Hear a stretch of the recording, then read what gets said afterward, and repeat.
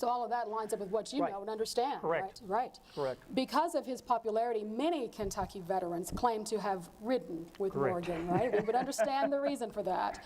But how do we find out who really served under his command? When we search Civil War veterans and research them, we turn to several different records: enlistment records, service records, pension applications. You mentioned that before. Provost marshal papers, secondary sources. And, of course, we look at other genealogical sources like obituaries. Right. Before I tell you what we found out about John Doty, I should tell you that at best, Confederate cavalry records are not complete. Correct. And you understand that probably Correct. from your own research. Men often were away for long periods on raids, and that meant they were away from regular military bureaucracy and the record keeping. So when we started, we really did not expect to find much, and we were pleasantly surprised by what we did find. Really? Okay, good. So this is John Doty's story. As you know, John Doty was 30 to 32 years old in 1860. He lived in Garrett County with his father, and both men were farmers. At some point, before Doty enlisted in the Confederate Army, we think he was a captain in the State Guard. Official State Guard records reportedly no longer exist, so we cannot confirm that. But would you please look at the first document? Now, this document is one of several that tell us when, where, and for how long John Doty enlisted. And can you please read the transcription of that highlighted area there for us? The records also show that one John Doty, Private, Company A, 2nd Battalion, Kentucky Cavalry, Confederate States Army, enlisted September 15, 1862 at Lancaster, Kentucky. So the timing is interesting. Yes. In July of 1862, Confederate commanders ordered John Hunt Morgan and the 2nd Kentucky Cavalry into Kentucky to inflict damage on Union forces and recruit men for the Confederate Army.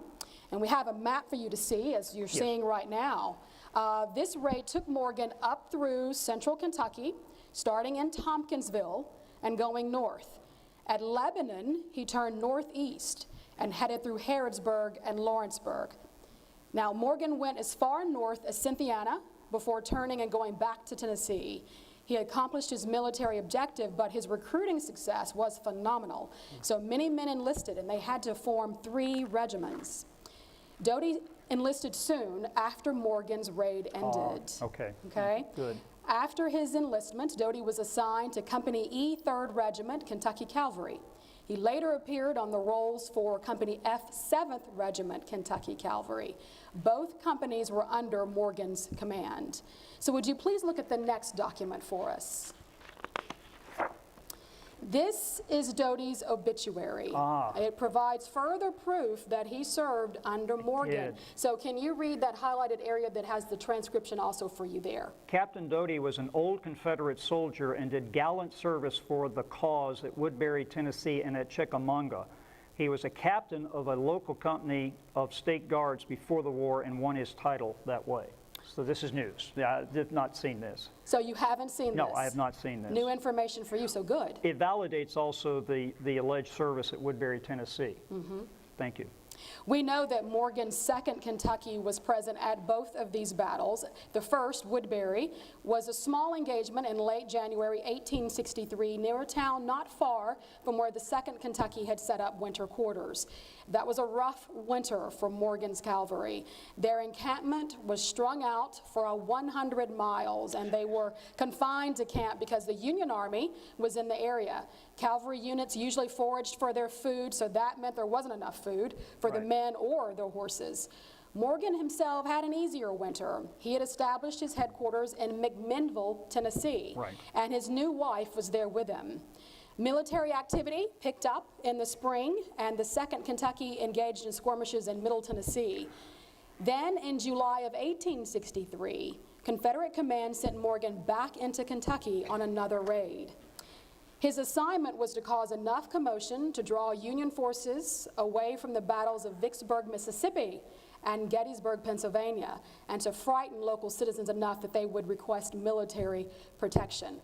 But that raid did not end well. So we have another map for you to see, and this one's on the screen for you, right behind you. So Morgan rode through Kentucky and went into Indiana and Ohio. He was unable to cross the Ohio River back into Kentucky, and on July 26th, the Union Army captured him. It already had captured and imprisoned many of his men. Some men under Morgan's command did escape capture.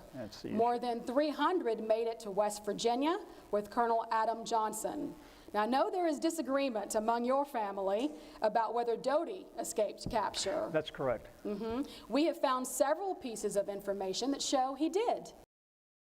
When researching our Kentucky ancestors, many of the relationship details we need to track down can be found in the records generated after a death.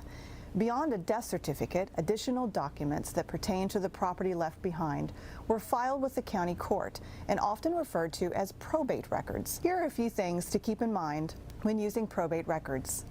The entire probate process could take a few years to complete and usually began with the filing of the will written by the deceased.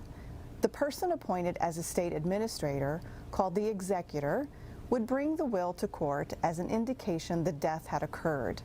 This will served as a written set of instructions that outlined the wishes of the deceased in regards to how their estate was to be divided among designated living heirs.